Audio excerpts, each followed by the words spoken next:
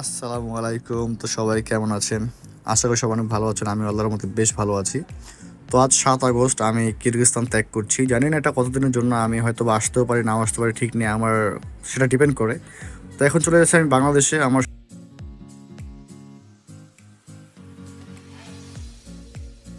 আমরা ১২ জন লোক একসাথে বের হওয়ার পরও আমাদের গাড়িটা আগে চলে আসে, তাই আমরা একটু তাদের জন্য অপেক্ষা করলাম।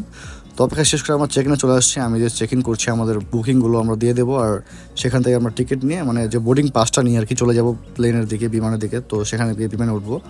তো এই তো বুকিং শেষ করে চলে আসলাম। এখন আমার এখানে অনেক জায়গাতেই মানে সমস্যাটা কি, ফিল্ম করাটা অ্যালাউড না আর কি।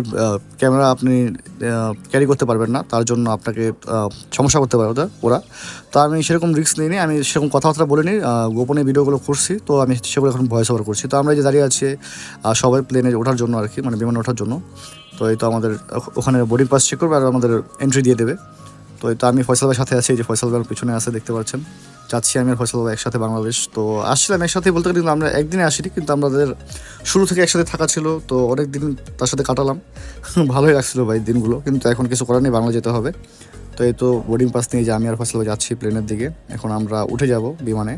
সেখানে উঠে দেখে আপনাদের কী অবস্থা সেখানে।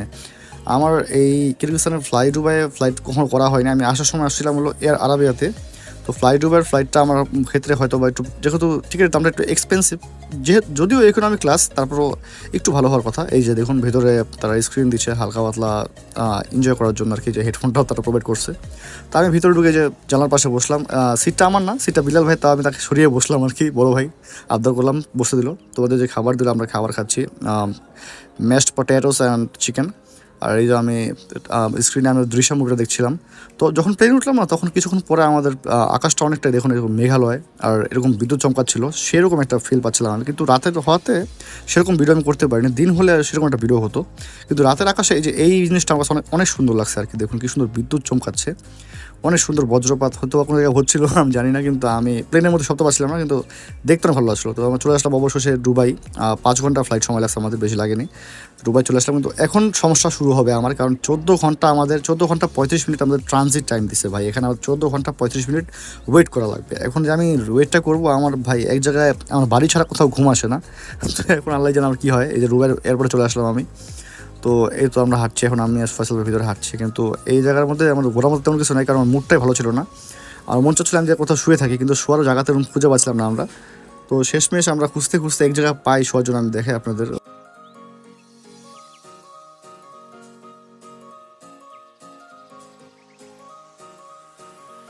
তাই তো আমি এখন এই যে একটা জায়গা খুঁজে পেলাম আমরা থাকার জন্য, যেখানে শোয়া যাবে, রেস্ট নেওয়া যাবে। তা আমি আর ফয়সাল ভাই সেখানে অনেকক্ষণ, প্রায় 8 থেকে 10 ঘন্টার মতন সেখানেই বসেছিলাম, শুয়েছিলাম। ফোনেও চার্জ কমে যাচ্ছিলো, ফোন চার্জ দেওয়ার পয়েন্ট ছিল। তো আমাদের সেখান থেকে বাসে করে আবার টার্মিনাল 2-এ নিয়ে যাচ্ছে। আমরা এখন যাবো টার্মিনাল 2-এ, আমাদের টার্মিনাল 2-তে আমাদের ফ্লাইট হবে। তো সেখানে যাচ্ছি আমরা টার্মিনাল 2-তে, আমাদের সেখানে আবার চেক ইন করা হবে, মানে সেখানে আবার চেক করবে, চেক ইন করার পর আবার সেখান থেকে আবার নিয়ে যাবে আরেক বাসে করে। তো এই যে টার্মিনাল 2-তে চলে আসছি আমরা। তো এখান থেকে আমাদের ডাক দেওয়া হবে, তারপর আমাদেরকে আরেক জায়গায় নিয়ে যাবে। এখনও ফ্লাইটে আমরা উঠতে বহু সময় বাকি, মানে এখানে আমরা 2 ঘন্টা বসেছিলাম আর কি। বুঝতে পারছেন মানে কতটা কষ্ট করতে হয় ভাই একবার ইকোনমি ক্লাসে আসতে গেলে। কারণ আমাদের তো ভাই সেরকম টাকা নেই যে আমরা বিজনেস ক্লাসে যাব, সময় কম লাগবে, ভিআইপি ট্রিটমেন্ট দেবে। ইকোনমি ক্লাস তো অনেকটাই কষ্ট করতে হয়েছে, মানে এখান থেকে ওখানে যাওয়া, এখান থেকে ওখানে যাওয়ার গরম। আমি গরমের মধ্যে এই জ্যাকেটটা পরছি, কারণ একমাত্র জ্যাকেটটার ওয়েটটা ক্যারি করার জন্য, কারণ আমাদের ওয়েট লিমিট অনেক কম দিছে না, তার জন্য আমি এই জ্যাকেটটা পরে চলে আসছি গরমের ভিতরেও। আমি জ্যাকেটটা পরে চলে আসছি। তো আমাদের এই যে চলে আসলাম দুবাইয়ের, আবার সেই দুবাইয়ের এয়ারপোর্টে, মানে সরি, সেই দুবাইয়ের ফ্লাইটটার সামনে। তো এখন আমি ভিতরে ঢুকে যাব, আর সেখান থেকে তো ভিতরে ঢোকার পরে ম্যাক্স টু ম্যাক্স আমাদের 6 ঘন্টা সময় লাগবে বাংলাদেশ যেতে, আমাদের হজরত শাহজালাল এয়ারপোর্ট নামতে। তো এখানেও সেই আগের সিট টাইম পেলাম। তো আমি সেখানে মাঝখানে বসে পড়ছি, আর বিল্লাল ভাইকে আমি তার সিট দিয়ে দিয়েছি, কারণ বিল্লাল ভাই এবার বলছো তার নাকি অনেকটাই খারাপ লাগছে, তার জন্য আমি তাকে তার সিট দিয়ে দিলাম। তো আমি আমার জায়গায় বসে পড়লাম, আর এখন চলে যাচ্ছি বাংলাদেশের দিকে আমি।